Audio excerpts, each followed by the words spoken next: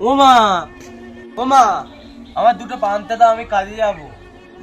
আজ তোর কাজে যেতে হবে না রে বাবা। কেন মা, কাজে না গেলে খাবো কি আমরা? আজ তোর জন্মদিন বাবা। এমন ভাগ্য করে জন্মেছি যে নিজের জন্মদিনটাই মনে নেই। যখন তোর 2 বছর বয়স তখন তোর বাবা আমাদের ছেড়ে চলে গেছে। তুই অনেক কষ্ট করে মানুষ করেছি, তোর জন্মদিন পালন করার সামর্থ্য আমার কোনোদিনই হয়নি। মা, তুমি এসব কথা ছাড়ো না। জন্মদিন আসবে, আবার জন্মদিন চলে যাবে। তুমি এত কেঁদো না মা। আমাদের মতো গরিব মানুষের আবার কিসের জন্মদিন মা?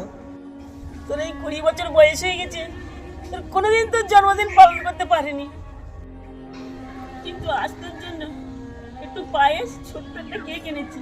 আজ তোর জন্মদিন পালন করবো বাবা। গরিব ঘরে জন্মদিন বলে কোনো দিন আসে না।